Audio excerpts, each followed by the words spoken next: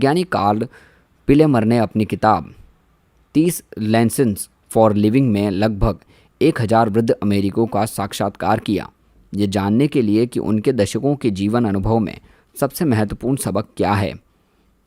एक ने भी, 1000 में से किसी एक ने भी ये नहीं कहा कि सुखी होने के लिए आपको उतनी कड़ी मेहनत करनी चाहिए जितनी आप कर सकें, ताकि आप पैसा कमा सकें जिससे आप वो सब खरीद सकें जो आप चाहते हैं। एक ने भी, 1000 में से किसी एक ने भी ये नहीं कहा कि कम से कम अपने इर्द गिर्द के लोगों जितना समृद्ध होना महत्वपूर्ण है, या फिर अगर आपके पास उनसे अधिक है तो आप वस्तुतः सफल हैं।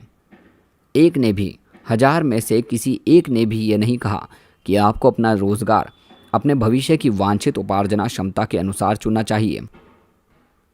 उन्होंने जिन बातों को महत्व दिया वे थी घनिष्ठ मित्रता, खुद से बड़े उद्देश्य का हिस्सा होना, अपने बच्चों के साथ बढ़िया असंरचित समय बिताना।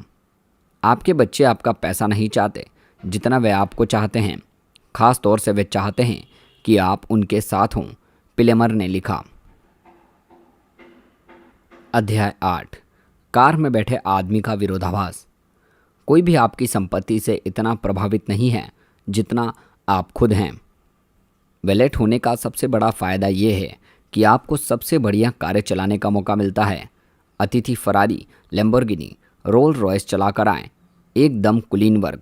मेरा हमेशा का सपना था कि मेरे पास भी एक ऐसी कार हो, क्योंकि ये दूसरों को बहुत दृढ़ता से संकेत करता है कि आप वहाँ पहुँच चुके हैं, आप होशियार हैं, आप अमीर हैं, आपकी रुचि गजब की है, आप महत्वपूर्ण हैं, मेरी तरफ देखिए। विडंबना ये है कि मैं शायद ही कभी उन्हें देखता था, चालकों को। जब आप किसी को कोई अच्छी कार चलाते देखते हैं तो शायद ही आप कभी सोचते हों, वाह जो गाड़ी चला रहा है कितना अजीब है, बल्कि आप सोचते हैं, वाह अगर मेरे पास कार होती तो लोग मुझे कितना गजब समझते। चाहे अवचेतन मन में हो या नहीं, लोग ऐसे ही सोचते हैं। यहाँ एक विरोधाभास है।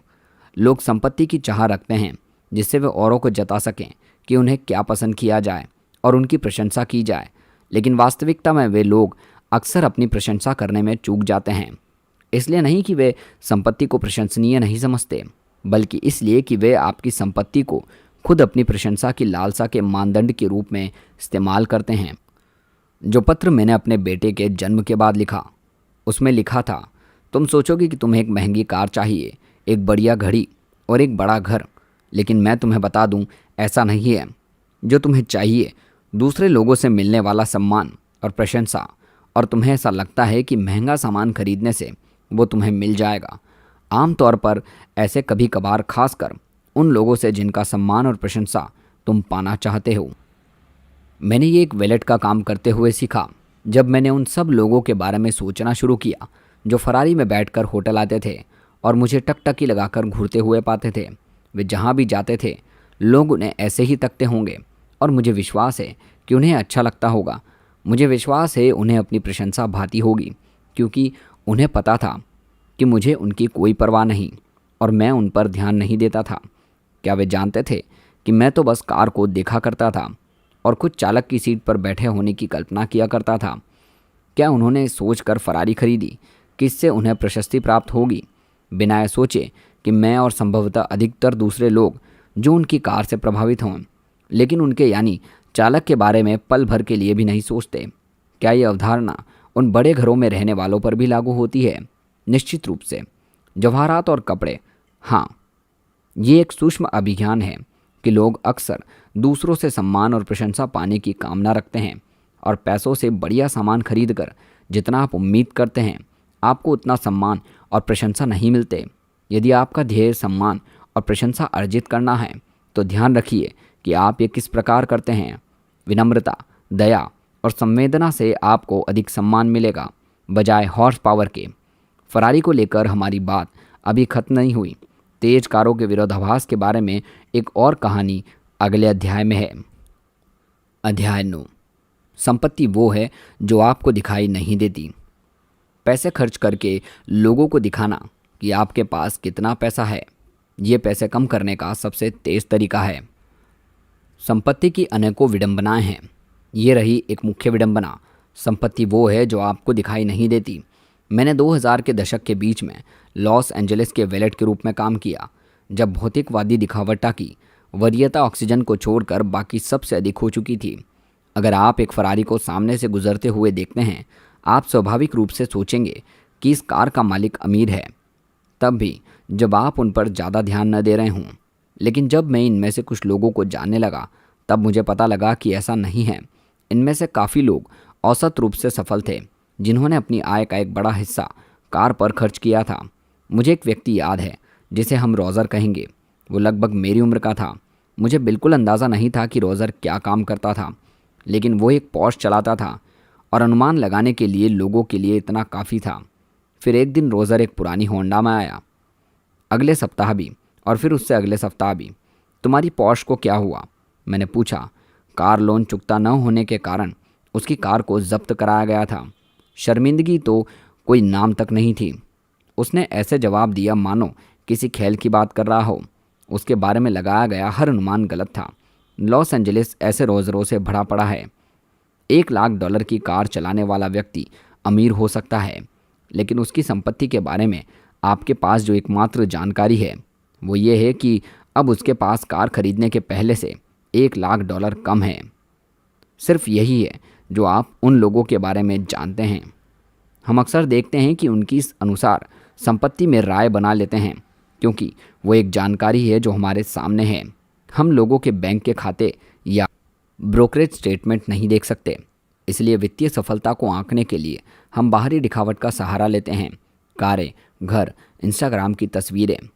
आधुनिक पूंजीवाद जब तक लोग कुछ हासिल न कर लें, उनका दिखावा करते रहने में उनकी सहायता करने को पसंदीदा उद्योग बना देता है। लेकिन सच ये है कि वो संपत्ति वह है जो आपको दिखाई नहीं देती। संपत्ति वे अच्छी कारें हैं जो खरीदी नहीं गई, हीरे जो खरीदे नहीं गए, घड़ियाँ जो पहनी नहीं गई, वे कपड़े जो खरीदे नहीं गए, और प्रथम श्रेणी का अपग्रेड जिसे ठुकरा दिया गया। संपत्ति का मतलब वो वित्तीय संपत्ति है जिसे अभी तक उस सामान में नहीं बदला गया जिसे आप देख सकते हैं। हम संपत्ति के बारे में इस तरह नहीं सोचते, क्योंकि जिसे आप देख नहीं सकते उसे आप संदर्भगत भी नहीं कर सकते। गायिका रिहाना जब फिजूल खर्ची की वजह से लगभग दिवालिया हो गई, तो अपने वित्तीय सलाहकार पर अभियोग चला दिया। सलाहकार ने जवाब दिया, क्या उन्हें यह बताया जाना सच में ज़रूरी था कि अगर वे चीज़ों पर पैसा खर्च करेंगी तो उनके पास बस चीज़ें बचेंगी और पैसा नहीं? आपको इस बात पर हंसी आ सकती है, लेकिन इस सवाल का जवाब है हाँ, लोगों को यह बताना पड़ता है। अधिकतर लोग जब ये कहते हैं कि वे करोड़पति बनना चाहते हैं, असल में उनके कहने का मतलब ये होता है कि $1 करोड़ खर्च करना चाहूँगा, और ये करोड़पति होने का ठीक विपरीत है। निवेशक बिल मैन ने एक बार लिखा, अमीर महसूस करने का इससे आसान तरीका कोई नहीं कि बढ़िया चीज़ों पर बहुत सा पैसा खर्च किया जाए, लेकिन अमीर बनने का तरीका ये है कि आप वो पैसा खर्च करें जो आपके पास है, न कि वो पैसा जो आपके पास है ही नहीं। बस इतना ही सरल है। ये बेहतरीन सलाह है, लेकिन ज़्यादा दूर तक काम नहीं आ सकती। समृद्ध होने का एकमात्र तरीका ये है कि जो पैसा आपके पास है उसे खर्च न किया जाए। ये न सिर्फ संपत्ति को संचित करने का एकमात्र तरीका है, बल्कि संपत्ति की परिभाषा भी है। इसे इस बात से ध्यान रखना चाहिए कि हम समृद्ध और अमीर होने के बीच का अंतर समझ सकें। ये शब्दार्थ विज्ञान से अधिक हैं, और ये अंतर न समझ पाना संपत्ति संबंधी अनेकों बुरे निर्णयों का स्रोत है। अमेरिकी एक वर्तमान आय $1,00,000 की कार चला रहा कोई व्यक्ति निश्चित ही अमीर है, क्योंकि अगर उन्होंने वो कार ऋण लेकर भी खरीदी हो, मासिक भुगतान के लिए एक निश्चित राशि की आवश्यकता होगी। उन लोगों के लिए ये कहा जाए जो बड़े घरों में रहते हैं, अमीर लोगों को पहचानना मुश्किल नहीं है। वे अपने आप को दिखाने की कोशिश में हद से बाहर चले जाया करते हैं, लेकिन संपत्ति छिपी रहती है। ये वो आय है जो खर्च नहीं की गई। संपत्ति का वो विकल्प है जिसे अभी चुना नहीं गया, जिसे बाद में कुछ खरीदा जा सके। इसका मूल्य आपको विकल्प, नम्यता और विकास प्रदान करने में है, जिससे आप एक दिन उससे अधिक सामान खरीद सकें जितना आप आज कर सकते हैं। मिताहार और व्यायाम एक बढ़िया उपमान प्रदान करते हैं।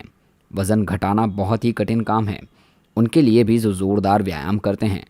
अपनी किताब बिल बॉडी में बिल ब्राइसन स्पष्ट करते हैं आखिर ऐसा क्यों है। अमेरिका में हुए एक शोध में पाया गया कि लोग व्यायाम के दौरान घटाई कैलोरी का लगभग 4 गुना अधिक प्राकलन करते हैं। फिर औसत रूप से जितनी कैलोरी उन्होंने घटाई, लगभग उसके 2 गुना कैलोरी का सेवन करते हैं। सच ये है कि बहुत ज़्यादा खाना खाकर आप आसानी से अधिकतर व्यायाम को नाश कर सकते हैं, और हम में से अधिकतर लोग करते भी हैं। व्यायाम ठीक अमीर होने जैसा है। आप सोचते हैं मैंने मेहनत कर ली, अब मुझे तुम एक स्वादिष्ट भोजन का आनंद उठाने दो। संपत्ति का मतलब उस स्वादिष्ट भोज को ठुकराना या कुल कैलोरी को घटाना है। ये कठिन है और इसके लिए आत्मनियंत्रण चाहिए। लेकिन ऐसा करने से आप क्या कर सकते हैं और क्या चुनते हैं, इन दोनों के बीच एक अंतर निर्मित हो जाता है और समय के साथ आपको लाभ देता है। हम में से अधिकतर लोगों के लिए समस्या ये है कि अमीर आदर्श व्यक्ति ढूंढना आसान है, समृद्ध आदर्श ढूंढना कठिन, क्योंकि परिभाषा के अनुसार उनकी सफलता छिपी रहती है। हाँ, ऐसे समृद्ध लोग भी हैं जो काफ़ी पैसा भी खर्च करते हैं, लेकिन उन मामलों में जो भी हम देखते हैं वो उनकी अमीरी है, संपत्ति नहीं। हम देखते हैं कि वे कौन सी कारें खरीद रहे हैं और अपने बच्चों को कौन से स्कूल में भेज रहे हैं। हम उनकी बचत, सेवानिवृत्ति खाते या निवेश पोर्टफोलियो नहीं देखते। हम वे घर देखते हैं जो उन्होंने खरीदे, वे घर नहीं जो थोड़ा और जोर लगाकर खरीद सकते थे। मुझे लगता है यहाँ पर खतरा ये है कि अधिकतर लोग अपने मन में समृद्ध होने की कामना रखते हैं। वे आज़ादी और नम्यता चाहते हैं, और आपको उस वित्तीय संपत्ति से मिलती है जो आपने खर्च नहीं की। लेकिन ये बात हमारे अंदर इतनी गहराई से बसी हुई है कि पैसा होने का मतलब पैसा खर्च करना, कि हम उस नियंत्रण को देख ही नहीं पाते जो वास्तव में समृद्ध होने के लिए चाहिए। और क्योंकि हम उसे देख नहीं सकते तो उससे कुछ सीखना भी कठिन है। लोग दूसरों का अनुकरण करके अच्छी तरह सीखते हैं, लेकिन संपत्ति का गुप्त स्वभाव दूसरों को देखकर उनके तौर तरीकों से सीखना मुश्किल बना देता है। रोनाल्ड रीड की मृत्यु के बाद वे बहुत से लोगों के वित्तीय आदर्श बन गए। मीडिया ने उनकी खूब प्रशंसा की और सोशल मीडिया पर भी उनके लिए काफ़ी प्रेम दर्शाया गया। लेकिन जब वे जीवित थे तो किसी के आदर्श नहीं थे, क्योंकि उनकी संपत्ति की हर एक पाई छुपी हुई थी उनसे जो उन्हें जानते थे। जरा सोचिए, अगर आपने कभी महान लेखकों की किताबें न पढ़ी हो तो खुद लिखना सीखना कितना कठिन होता। कौन आपकी प्रेरणा होगा, किसकी आप प्रशंसा करेंगे, किसकी बारीकियों वाली सलाह को आप मानेंगे। ऐसे तो वो काम जो पहले से कठिन है और कठिन हो जाएगा, जो आप देख नहीं सकते, उनसे सीखना बहुत मुश्किल है। जिससे पता चलता है कि अधिकतर लोगों के लिए संपत्ति निर्मित करना इतना कठिन क्यों है। संसार ऐसे लोगों से भरा पड़ा है जो दिखने में भले ही विनीत हों लेकिन वास्तव में समृद्ध हैं, और ऐसे लोगों से भी जो अमीर नज़र आते हैं लेकिन दिवालिया होने की कगार पर हैं। और ये हमेशा ध्यान में रखना ज़रूरी है, जब आप दूसरों की सफलता को आंक रहे हों या फिर खुद पर अपना ध्येय साध रहे हों। अगर संपत्ति वो है जिसे आप खर्च नहीं करते तो फिर उसके होने का फ़ायदा ही क्या। चलिए, मैं आपको पैसे बचाने के लिए राज़ी करता हूँ। अध्याय 10, धन संपत्ति की बचत करें। आपके नियंत्रण में सिर्फ एक ही कारक है और वो उससे उत्पन्न कर सकता है जो सबसे महत्वपूर्ण है, न कि अद्भुत। चलिए, मैं आपको पैसे बचाने के लिए राज़ी करता हूँ। इसमें ज़्यादा देर नहीं लगेगी, लेकिन ये एक अजीब काम है ना? क्या पैसे बचाने के लिए लोगों को मनाना पड़ता है? मेरा मानना है हाँ, बहुत से लोगों को मनाना पड़ता है। एक नियत आय के बाद लोग मुख्यतः इन 3 समूहों में आते हैं, जो बचत करते हैं, जिन्हें नहीं लगता कि वे बचत कर सकते हैं, और जिन्हें लगता है कि उन्हें बचत की ज़रूरत ही नहीं। ये बाकी के 2 समूहों के लिए हैं। पहला विचार सरल लेकिन जो आसानी से अनदेखा हो जाता है ये है कि संपत्ति निर्मित करने का संबंध आपकी आय या निवेश प्रतिफल से कम और आपकी बचत दर से अधिक होता है। दक्षता की शक्ति के बारे में एक कहानी। 1970 में ऐसा लग रहा था कि विश्व में सारा तेल खत्म होने वाला है। हिसाब अधिक कठिन नहीं था। वैश्विक अर्थव्यवस्था में तेल की खपत बहुत अधिक थी। वैश्विक अर्थव्यवस्था विकसित हो रही थी और जितना तेल हम खुदाई करके निकाल सकते थे वो कम पड़ रहा था। शुक्र है कि तेल का खात्मा नहीं हुआ, लेकिन ऐसा इसलिए नहीं कि हमें अधिक तेल मिल गया या फिर हमने बेहतर ढंग से तेल की खुदाई करना सीख लिया। तेल संकट पर विजय पाने का सबसे बड़ा कारण ये था कि हमने ऐसी कारें, फैक्ट्रियां और घर बनाने शुरू कर दिए जो पहले की तुलना में अधिक ऊर्जा दक्ष थे। यूनाइटेड स्टेट्स 1950 के मुकाबले अब प्रति डॉलर 60% कम ऊर्जा का इस्तेमाल करता है। सड़क पर चलने वाली सभी गाड़ियों का औसत मील प्रति गैलन 1975 से अब तक 2 गुना हो चुका है। 1989 की फोर्ड टोरन का औसत 18 MPG था। 2019 में शेवी सब अर्बन का औसत 18.1 MPG है। विश्व ने अपनी ऊर्जा संपत्ति ऊर्जा को घटाकर विकसित नहीं की, बल्कि अपनी ऊर्जा की खपत को घटाकर की। यूएस का तेल और गैस उत्पादन 1975 से 65% बढ़ चुका है, जबकि उस ऊर्जा के साथ हम जो कर सकते हैं, संरक्षण और दक्षता उसके 2 गुने हो सकते हैं। इसलिए देखना आसान है कि क्या अधिक महत्वपूर्ण रहा है। यहाँ पर महत्वपूर्ण बात यह है कि अधिक ऊर्जा ढूंढना हमारे नियंत्रण के बाहर है और अनिश्चितता से घिरा हुआ है, क्योंकि यह सही भूविज्ञान, भूगोल, मौसम और भू राजनीतिक के नाजुक मिश्रण पर निर्भर करता है। लेकिन जो ऊर्जा हम इस्तेमाल करते हैं उसमें अधिक दक्ष होना हमारे नियंत्रण में है। एक हल्की कार खरीदना या फिर बाइक चलाना आपके हाथ में है और 100% रूप से दक्षता में सुधार ला सकता है। हमारे धन पर भी यही लागू होता है। निवेश प्रतिफल आपको अमीर बना सकते हैं, लेकिन कोई निवेश कार्यनीति काम करेगी या नहीं, कब तक काम करेगी या मार्केट साथ देंगे या नहीं, यह हमेशा शंकास्पद रहता है। परिणाम अनिश्चितता से घिरे रहते हैं। व्यक्तिगत बचत और मितव्ययिता वित्त का संरक्षण और दक्षता संपत्ति के समीकरण के वे भाग हैं जो अधिक रूप से आपके नियंत्रण में हैं और भविष्य में भी 100% उतने ही प्रभावशाली होंगे जितने आज हैं। अगर आप सोचते हैं कि संपत्ति विकसित करने के लिए और अधिक धन और निवेश प्रतिफल की आवश्यकता होगी, आप उतने ही निराशावादी बन जाएंगे जितने 1970 में वे ऊर्जा के अंत में विश्वास करने वाले थे। आगे बढ़ने का पथ कठिन और आपके नियंत्रण के बाहर नजर आएगा।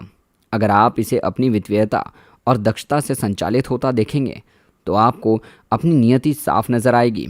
संपत्ति बस संचित अवशेष है जो आपके खर्च के बाद बचती है, और क्योंकि आप बिना ऊंची आय के भी संपत्ति विकसित कर सकते हैं, लेकिन बिना उच्च बचत के दर के संपत्ति जोड़ने का कोई मौका नहीं रखते।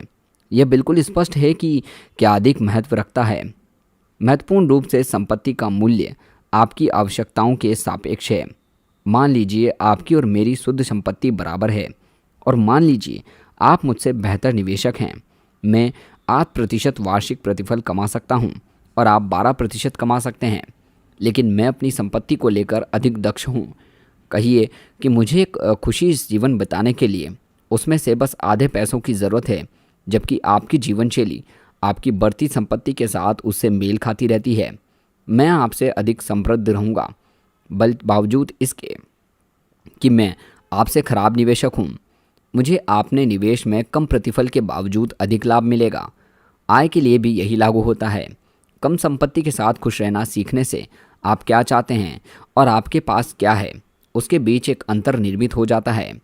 ठीक वैसे ही जैसे आपको वेतन बढ़ने से होता है, लेकिन उससे आसान तरीके से और आपके अधिक नियंत्रण में। एक उच्च बचत आय का मतलब ये भी है कि आपका खर्च सामान्य से कम होगा, और कम खर्च का मतलब है कि आपकी बचत अधिक होगी तब की तुलना में जब आप अधिक पैसा खर्च करते हैं। अब इसे इस संदर्भ में समझिए कि वार्षिक निवेश के 0.1% बेहतर प्रदर्शन को प्राप्त करने के लिए कितना समय और प्रयत्न लगता है। लाखों घंटों का अनुसंधान, व्यावसायिक द्वारा करोड़ों डॉलर का प्रयास, और ये समझना बिल्कुल आसान है कि प्रभावी रूप से क्या अधिक महत्वपूर्ण और अनुकरण करने योग्य हैं। ऐसे भी पेशेवर निवेशक हैं जो सप्ताह में 80 घंटे कड़ी मेहनत करते हैं ताकि 1% का 10वां हिस्सा अपने प्रतिफल में जोड़ सकें, जबकि उनके वित्त में 2 या 3% ऐसे हैं जो जीवन शैली के कारण हैं और कम प्रयास से काबू में किए जा सकते हैं। बड़े निवेश प्रतिफल और अच्छी आय अद्भुत हैं जब उन्हें प्राप्त किया जा सके, और कुछ लोग उन्हें प्राप्त कर सकते हैं। लेकिन यह तथ्य कि वित्त समीकरण के लिए एक और इतना अधिक प्रयत्न और दूसरी ओर बहुत कम अधिकतर लोगों के लिए एक अवसर है। आय के निश्चित स्तर के बाद आपको बस वही चाहिए जो आपके अहंकार के नीचे हो। मूलभूत चीज़ों की आवश्यकता सबको होती है। जब वे पूरी हो जाती हैं, आरामदेह मूलभूत आवश्यकताओं का एक और स्तर होता है, और उसके बाद वे मूलभूत आवश्यकताएं होती है जो आरामदेह, मनोरंजक और शिक्षात्मक भी हों। लेकिन भौतिकवाद के एक स्तर के आगे बढ़कर खर्च करना आपकी आय की ओर पहुंचते आपके अहंकार को प्रतिबिंब करता है। पैसे खर्च करने का वो तरीका जिससे लोगों को ये पता चल सके कि आपके पास पैसा है, इसे इस नज़र से देखिए। और बचत को बढ़ाने का सबसे शक्तिशाली उपाय आय को बढ़ाना नहीं, बल्कि अपनी विनम्रता को बढ़ाना है। जब आप बचत को अपनी आय और अहंकार के बीच के अंतर के रूप में देखेंगे, आप समझ पाएंगे कि अच्छी आय वाले लोग आखिर ज़्यादा बचत क्यों नहीं कर पाते। स्वाभाविकता के विरुद्ध ये एक दिन प्रतिदिन का संघर्ष बन जाता है, जिसमें आप दूसरों का मुकाबला करने के लिए अपनी चादर के बाहर पैर फैलाते रहते हैं। वे लोग जिनकी व्यक्तिगत वित्तीय सफलता चिरस्थायी होती है, ज़रूरी नहीं कि उनकी आय अधिक ऊंची हो। उनकी प्रवृत्ति कुछ ऐसी होती है कि दूसरे लोग उनके बारे में क्या सोचते हैं, इस बात से उन्हें कोई फर्क नहीं पड़ता। अतः लोगों की बचत करने की क्षमता जितना वे सोचते हैं उससे कहीं अधिक उनके नियंत्रण में होती है। कम खर्च करके बचत की जा सकती है। अगर आपकी कामनाएं कम हो तो आप पैसा भी खर्च कम करेंगे, और आपकी कामनाएं कम रहेगी अगर आप इस बारे में कम परवाह करेंगे कि दूसरे लोग आपके बारे में क्या सोचते हैं। जैसा कि मैंने इस किताब में तर्क दिया है, धन संपत्ति वित्त से अधिक मनोविज्ञान पर निर्भर करती है, और आपको बचत करने के लिए किसी खास कारणों की ज़रूरत नहीं होती।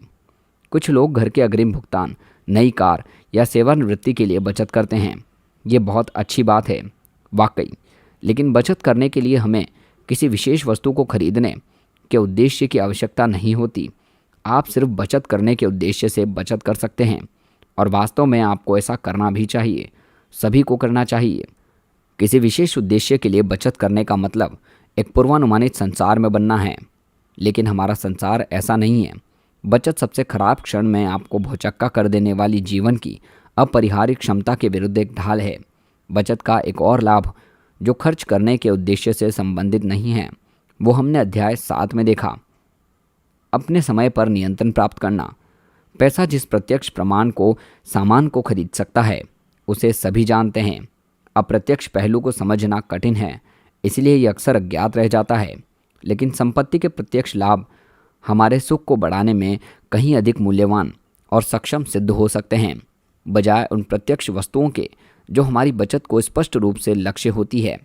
खर्च करने के उद्देश्य के बगैर की गई बचत आपको विकल्प और नम्यता के साथ साथ प्रतीक्षा करने की क्षमता और सही विकल्प दबोचने का अवसर प्रदान करती है। ये आपको सोचने के लिए समय देती है। ये आपको अपनी खुद की शर्तों पर रास्ता बदलने की क्षमता देती है। बचत का हर छोटा भाग भविष्य के एक बिंदु को अधिकृत कर उसे अपने आप को देने जैसा है, जिसका मालिक कोई और हो सकता था। ये नम्यता और अपने समय पर नियंत्रण संपत्ति के एक अदृश्य प्रतिफल के समान है। बैंक में नकद पर कितना प्रतिफल मिलता है, जो आपको करियर बदलने, जल्दी सेवानिवृत्त होने या चिंता से मुक्ति प्रदान करता है? मैं कहूँगा कि ये बेहिसाब है। ये 2 कारणों से बेहिसाब है। ये इतना बड़ा और महत्वपूर्ण है कि हम इसका मूल्य नहीं लगा सकते, लेकिन ये वस्तुतः भी बेहिसाब है। हम ब्याज दरों की तरह इसका हिसाब नहीं लगा सकते, और जिसे हम नहीं नाप सकते उसे अनदेखा कर देते हैं। जब आपका आपके समय पर नियंत्रण नहीं होता, आपको अपनी ओर आने वाले हर दुर्भाग्य को स्वीकार करना पड़ता है। लेकिन अगर आपके पास नम्यता है, तो आपके पास अच्छे अवसरों के खुद अपनी ओर चलकर आने का समय होगा। यह आपकी बचत का एक अदृश्य प्रतिफल है। बैंक में हुई बचत जो 0% ब्याज देती है, एक असाधारण प्रतिफल उत्पन्न कर सकती है, अगर वह आपको वो नम्यता प्रदान करें जिससे आप कम आय लेकिन उद्देश्यपूर्ण रोजगार चुन सकें, या फिर निवेश अवसरों के लिए प्रतीक्षा कर सकें। जब नम्यता रहित लोग बेचैन हो जाते हैं, और वो अदृश्य प्रतिफल बहुत महत्वपूर्ण होता जा रहा है। विश्व पहले अत्याधिक स्थानीय हुआ करता था। इतिहासकार रॉबर्ट गार्डन के अनुसार कुछ 100 वर्षों पहले तक 75% अमेरिकियों के पास न तो टेलीफोन थे और न ही नियमित मेल सेवा। इसके कारण प्रतिस्पर्धा अत्यधिक स्थानीय हुआ करती थी। औसत बुद्धिमत्ता वाला कोई कर्मी अपने कस्बे में सर्वश्रेष्ठ हो सकता था, और उन्हें सर्वश्रेष्ठ समझा भी जाता था, क्योंकि उन्हें दूसरे कस्बे में किसी भी अधिक होशियार कर्मी के साथ मुकाबला नहीं करना पड़ता था। ये अब बदल चुका है।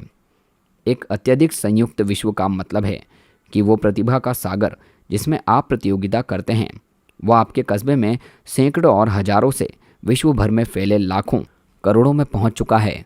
ये विशेषकर उन रोजगारों के लिए एकदम सच है जो आपकी मांसपेशियों के बजाय आपके दिमाग पर निर्भर करते हैं।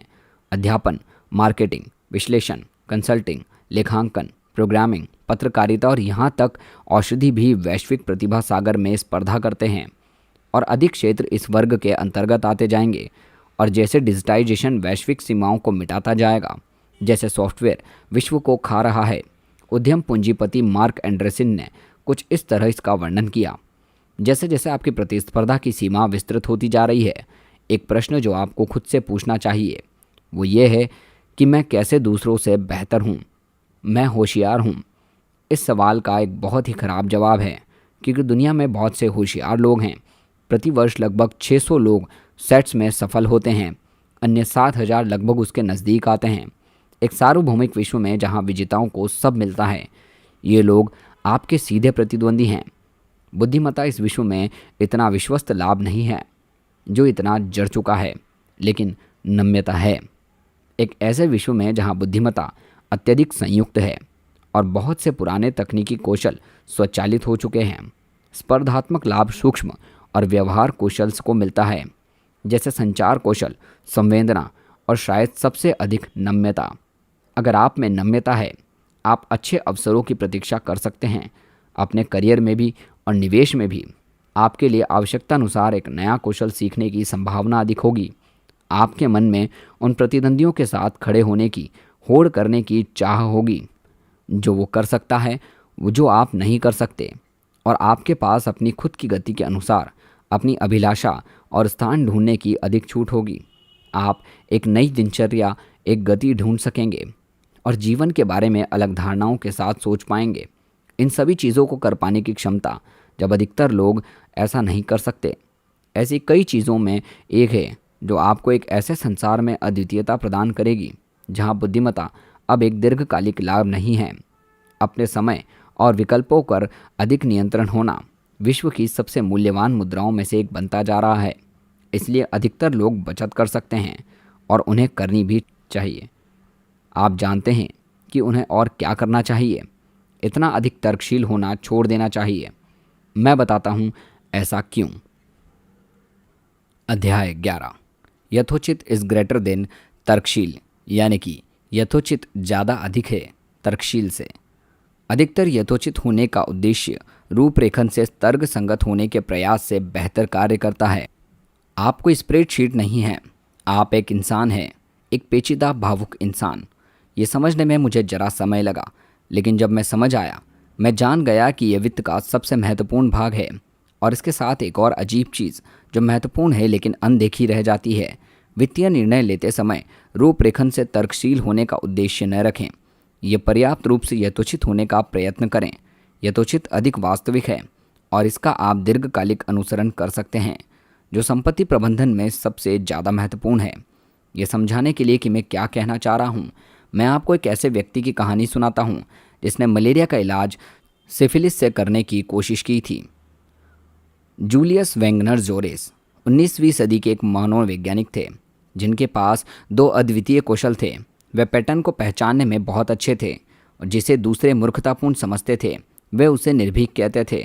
उनकी विशेषता विकट न्यूरोफिजिस के मरीज थे, जो उस समय एक जानलेवा रोग हुआ करता था जिसका कोई भी इलाज नहीं था।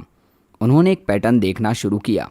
सिफिलिस के वे मरीज जिन्हें किसी अन्य असंबद्ध बीमारी के कारण लंबे समय तक ज्वर भी आता था, वे ठीक हो जाते थे। वेगनर जोरेज ने दिमाग लगाया और साथ ही अनुमान लगाया, ये एक ऐसे अंतर्ज्ञान के कारण है जो सदियों से हमारे पास आ रहा है, लेकिन जिसे डॉक्टर भली भांति समझ नहीं पाए। ज्वर शारीरिक संक्रमण से लड़ने में अहम भूमिका निभाता है। इसलिए वे इस तार्किक निष्कर्ष पर पहुँचे। 1900 के दशक की शुरुआत में वेगनर जोरेज ने मरीजों को टाइफाइड, मलेरिया और चेचक के कम प्रबलता वाले इंजेक्शन देना शुरू कर दिया, जिससे उन्हें तेज ज्वर आ सके और उनके सिफिलिस को खत्म कर दे। ये उतना ही खतरनाक था जितना सुनाई पड़ता है।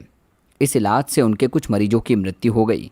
अंततः वे मलेरिया के एक क्षीण रूप से इंजेक्शन का प्रयोग करने लगे, क्योंकि कुछ दिन के भयंकर ज्वर के बाद इन्हें क्लिनिक से ठीक किया जा सकता है। कुछ दुखद प्रयत्न त्रुटि के बाद उनका परीक्षण काम करने लगा। वेगनर जोरेज ने सूचित किया कि 10 में से 6 सिफिलिस मरीज मलेरिया थेरेपी से ठीक हो गए। 10 में से 3 मरीजों की तुलना में जिन्हें इलाज नहीं मिला था, उन्हें 1927 में औषधि में नोबेल पुरस्कार जीता। अब संस्था के अनुसार वो मुख्य कार्य जो वेगनर जोरेज ने अपने पूरे कार्यकाल में किया, वो ज्वर को प्रवृत्त कर एक मानसिक रोग का इलाज करने का प्रयत्न था। शुक्र है पेनिसिलिन ने अंततः सिफिलिस के लिए मलेरिया थेरेपी को अप्रचलित कर दिया। लेकिन वैगनर जोरेज इतिहास में एक ऐसे एकमात्र डॉक्टर हैं जिन्होंने न सिर्फ संक्रमण से लड़ने में ज्वर की भूमिका को पहचाना, बल्कि इसे उपचार के रूप में भी विहित किया। ज्वर से लोग हमेशा से डरते आए हैं क्योंकि ये रहस्यमयी होता है। प्राचीन रोम के लोग देवी फेब्रिस की पूजा किया करते थे, जो लोगों को ज्वर से रक्षा करती थी। उन्हें मानने के लिए मंदिरों में तावीज़ रखते थे, इस उम्मीद के साथ कि ज्वर से बचा जा सके। लेकिन वैगनर जोरेज ने कुछ और ही पाया। ज्वर आकस्मिक उपद्रव नहीं है, वो आरोग्य प्राप्ति में अहम भूमिका निभाता है। संक्रमण से लड़ने में ज्वर की उपयोगिता का अब हमारे पास बेहतर और अधिक वैज्ञानिक प्रमाण है। ज्वर के तापमान में 1 डिग्री की वृद्धि से भी कुछ वायरस की प्रतिदर 200 गुना कम हो जाती है। एक NIH लेख के अनुसार अनेकों जांचकर्ताओं ने पाया है कि वे मरीज जिन्हें ज्वर आता है उनके नतीजे बेहतर होते हैं। सिएटल चिल्ड्रन हॉस्पिटल की वेबसाइट पर माता पिता को शिक्षित करने के लिए एक खंड है जिसमें वे अपने बच्चों के शरीर के तापमान के थोड़ा सा बढ़ने पर घबराएं नहीं। ज्वर शरीर के प्रतिरक्षी तंत्र को चालू कर देता है। वो शरीर को संक्रमण से लड़ने में सहायता करता है। 100 से 104 फ़ारेनहाइट तक बुखार बीमार बच्चों के लिए अच्छा होता है। लेकिन यहाँ आकर वास्तविकता विज्ञान के आड़े आ जाती है। ज्वर को पूरे विश्व भर में खराब माना जाता है। टाइलेनॉल जैसी दवाइयाँ देकर ज्वर के आते ही उसे कम करने की कोशिश की जाती है। लाखों वर्षों की क्रमागत उन्नति की रक्षात्मक प्रतिक्रिया के बावजूद कोई भी माता पिता, मरीज, कुछ डॉक्टर और कोई भी दवाई की कंपनी ज्वर को दुर्गति के अलावा किसी और रूप में नहीं देखते, जिससे हर हाल में छुटकारा पाना ज़रूरी है। ये विचार ज्ञात विज्ञान के साथ मेल नहीं खाते। एक शोध बिल्कुल रुक्ष था। ICU में ज्वर का इलाज सामान्य है और संभवतः प्रमाण आधारित अभ्यास के बजाय हठधर्मिता से संबंध रखता है। Centre for the history of medicine के निदेशक हावर्ड मार्कल ने एक बार ज्वर के बारे में कहा था, ये सांस्कृतिक प्रथाएं हैं जो उतनी ही तेज़ी से फैलती हैं जितना उनके पीछे के संक्रामक रोग। ऐसा क्यों है? अगर ज्वर लाभदायक होता है, हम सार्वभौमिक रूप से उससे लड़ते क्यों हैं? मुझे नहीं लगता ये समझना जटिल है। ज्वर कष्टदायक होता है और लोग कष्ट नहीं झेलना चाहते, बस इतना ही। एक डॉक्टर को उद्देश्य सिर्फ बीमारी का इलाज करना नहीं होता, बल्कि मरीज के लिए जो यथोचित और सहनीय है उसकी सीमाओं के अनुसार बीमारी का इलाज करना होता है। संक्रमण का मुकाबला करने में ज्वर से थोड़ा लाभ मिल सकता है, लेकिन वो काफ़ी तकलीफ भी पहुंचाता है। और मैं डॉक्टर के पास इसलिए जाता हूं कि यह तकलीफ़ कम हो। कंबल के अंदर ठिठुरते हुए मैं ऐसे किसी शोध की परवाह नहीं कर सकता। अगर आपके पास ऐसी कोई गोली है जो इस बुखार को कम कर सके तो फ़ौरन दे दीजिए। अगर आपके पास कोई संक्रमण है जो ज्वर के आने की चाह रखना तर्कशील हो सकता है, लेकिन यथोचित नहीं। इस तत्व ज्ञान तर्कशील होने के बजाय यथोचित होने का प्रयास करना को संपत्ति संबंधी निर्णय लेते समय अधिक से अधिक लोगों को ध्यान रखना चाहिए। शैक्षणिक वित्त गणितीय रूप से इष्टतम निवेश कार्यनीतियों को ढूंढने के लिए समर्पित है। मेरा अपना मत ये है कि वास्तविक संसार में लोगों को गणितीय रूप से इष्टतम कार्यनीति की आवश्यकता नहीं होती। उन्हें वो कार्यनीति चाहिए होती है जो उन्हें रात में चैन की नींद सोने दे। हैरी मार्कोविट्ज ने जोखिम और प्रतिफल के बीच का गणितीय लेन देन खोजने के लिए नोबेल पुरस्कार जीता। उनसे एक बार पूछा गया कि वे अपना खुद का पैसा कैसे निवेश करते थे और उन्होंने 1950 में अपने पोर्टफोलियो के आवंटन का ऐसा वर्णन किया जब उनके मॉडल पहली बार विकसित हुए थे। मैंने अपनी व्यथा की कल्पना की कि अगर स्टॉक मार्केट ऊपर जाए और मैं उसमें न रहूं, या फिर अगर वो बहुत अधिक नीचे चला जाए और मैं पूरी तरह से उसमें रहूं। मेरा लक्ष्य भविष्य में होने वाले पछतावे को कम करना था, इसलिए मैं अपने अंशदान को बॉन्ड और इक्विटी में बराबर बांट दिया। मार्कोविट्ज ने फलतः मिश्रण में विविधता उत्पन्न करके अपनी निवेश कार्यनीति बदल दी। लेकिन यहाँ पर 2 बातें महत्वपूर्ण हैं। पहली ये कि भविष्य में होने वाले पछतावे को कम करने को कागज पर तर्कसंगत ठहराना कठिन है, लेकिन वास्तविक जीवन में उचित ठहराना आसान है। एक तर्कशील निवेशक संख्यात्मक तथ्यों के आधार पर निर्णय लेता है। एक उचित निवेशक उन निर्णयों को कॉन्फ्रेंस कक्ष में उन सहकर्मियों से घिरे हुए लेता है जिनकी वो प्रशंसा जीतना चाहता है, उस जीवन साथी के साथ जिसे वह निराश नहीं करना चाहता, या फिर अपने किसी रिश्तेदार, पड़ोसी, अपने खुद के संदेहों के रूप में मिलने वाले प्रतिद्वंदियों की आलोचना के विरुद्ध। निवेश का एक सामाजिक पहलू भी होता है जो सिर्फ वित्तीय लेंस के द्वारा देखने पर अनदेखा रह जाता है। दूसरी बात यह है कि ये ठीक है, जेसन ज्विग, जिन्होंने वो साक्षात्कार किया जिसमें मार्कोविच ने अपने निवेश का वर्णन किया था, बाद में विचार करते हुए बोले, मेरा अपना मत ये है कि लोग न तो तर्कशील होते हैं और न ही तर्कहीन। हम मनुष्य हैं, जितनी ज़रूरत हो हम उससे अधिक जोर डालकर सोचना नहीं चाहते और हमारे ध्यान पर निरंतर मांगे रहती है। इस नज़रिए से देखा जाए तो इसमें आश्चर्य की कोई भी बात नहीं है कि आधुनिक पोर्टफोलियो सिद्धांत के अन्वेषक ने अपना खुद का शुरुआती पोर्टफोलियो अपने अनुसंधान पर बिना अधिक ध्यान दिए बनाया। इसमें भी कोई आश्चर्य नहीं है कि बाद में उन्होंने इसे ठीक कर दिया। मार्कोविच न तो तर्कशील हैं और न ही तर्कहीन, वे उचित हैं। वित्त में जो बात अक्सर अनदेखी रह जाती है वो ये है कि तकनीकी रूप से सही होकर भी कुछ संदर्भगत रूप से निरर्थक हो सकता है। 2008 में येल के 2 अनुसंधानकर्ताओं ने एक शोध प्रकाशित किया जिसके अनुसार युवा बचतकर्ताओं को स्टॉक खरीदते समय अपने सेवानिवृत्त खातों को 2 में से 1 के मार्जिन से बढ़ाना चाहिए।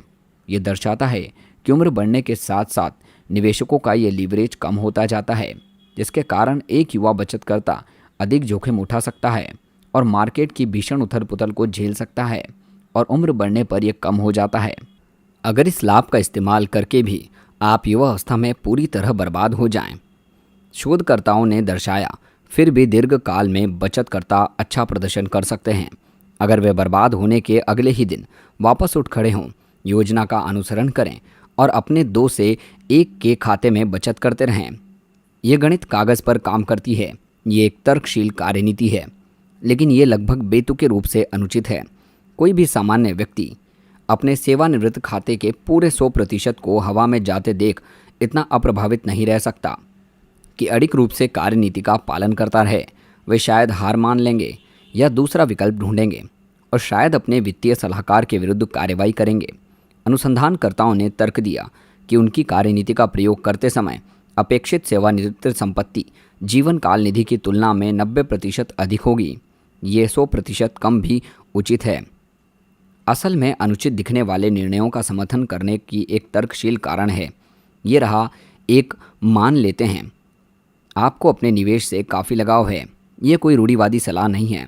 ये कहना निवेशकों के लिए सम्मान के तगमे जैसा है कि वे अपने निवेश को लेकर भावनाहीन हैं, क्योंकि यह तर्कसंगत प्रतीत होता है।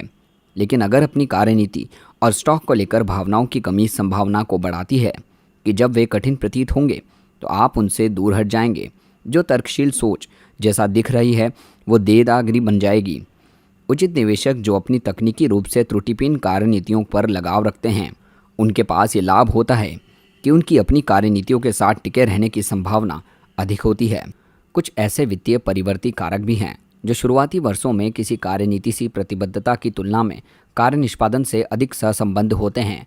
दोनों कार्य निष्पादन की मात्रा और समय के अंतराल में उसे वश में करने की संभावना, ऐतिहासिक रूप से यूएस मार्केट में पैसा बनाने की संभावना 1 दिन के अंतराल में 50/50, 1 वर्ष के अंतराल में 68%, 10 वर्षों के अंतराल में 88% और 20 वर्षों के अंतराल में 100% है।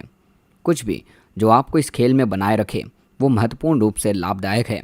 अगर आप वो करिए जो आपको पसंद हो, को एक खुशहाल जीवन की कुंजी के रूप में देखते हैं, तो ये खाली फॉर्च्यून कुकी की सलाह जैसा लगेगा। अगर आप इसे ऐसी चीज़ के तौर पर देखते हैं जो सफलता को आपकी ओर मोड़ने की संभावना के लिए आवश्यक स्थिरता प्रदान करे, आप देख पाते हैं कि यह आपकी वित्तीय कार्यनीति का सबसे महत्वपूर्ण भाग होना चाहिए। अगर आप एक ऐसी होनहार कंपनी में निवेश करते हैं जिसकी आपको कोई परवाह नहीं, जब सब अच्छा जा रहा हो तो आप लाभ उठा सकते हैं, लेकिन अगर अपरिहार्य रूप से पासा पलट जाए तो आप अचानक ऐसी कंपनी के कारण घाटा झेल रहे होंगे जिसमें आपको कोई दिलचस्पी नहीं। ये एक दोहरा बोझ है और सबसे कम प्रतिरोध का रास्ता ये है कि कुछ और चुनाया जाए।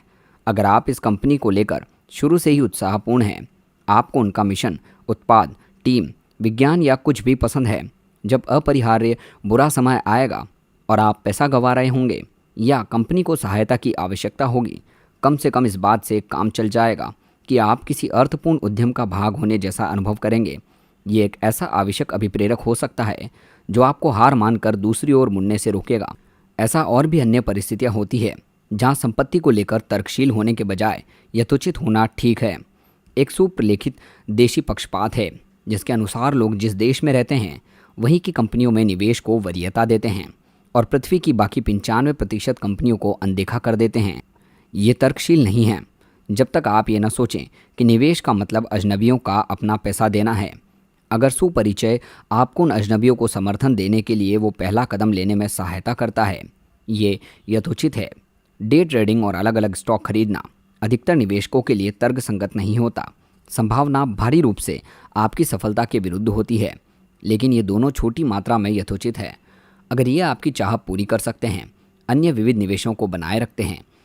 निवेशक जोश ब्राउन, जो विविध निवेश का समर्थन करने के साथ साथ विविध निवेश भी रखते हैं, उन्होंने एक बार बताया कि क्यों वे अलग स्टॉक का समूह खरीदते हैं। मैं अलग अलग स्टॉक ये सोचकर नहीं खरीदता कि मैं इससे अल्फा उत्पन्न करूंगा। मुझे बस स्टॉक से लगाव है। जब से मैं तब 20 वर्ष का था और ये मेरा पैसा है। मैं जो चाहूँ वो कर सकता हूँ। एकदम यथोचित। अर्थव्यवस्था और स्टॉक मार्केट किस ओर अग्रसर हैं, इसे लेकर अधिकतर पूर्वानुमान खराब हैं, लेकिन पूर्वानुमान करना यथोचित है। सुबह उठकर खुद से कहना कठिन है कि मुझे कोई अंदाज़ा नहीं भविष्य में क्या होने वाला है। अगर यह सच भी हो, लेकिन मैं समझ सकता हूँ कि लोग ये अनुमान लगाने की कोशिश क्यों करते हैं कि अगले साल क्या होगा। ये मानव स्वभाव है, ये यथोचित है। वैनकार्ड के स्वर्गीय संस्थापक जैक बोगल ने अपना करियर कम लागत वाले निष्क्रिय सूचकांक निवेश को बढ़ावा देने में अभियान में बिताया। बहुत से लोगों को ये बात दिलचस्प लगी कि उनके बेटे ने अपना करियर सक्रिय उच्च शुल्क हैज फंड और म्यूचुअल फंड प्रबंधन के रूप में चुना। बोगल, जिसके अनुसार उच्च शुल्क फंड अंकगणित के सादे नियमों का उल्लंघन करते हैं, ने अपनी कुछ संपत्ति अपने बेटे के फंड में निवेश की। इसका क्या स्पष्टीकरण हो सकता है? कुछ चीज़ें हम पारिवारिक कारणों से करते हैं। बोगल ने द वॉल स्ट्रीट जर्नल को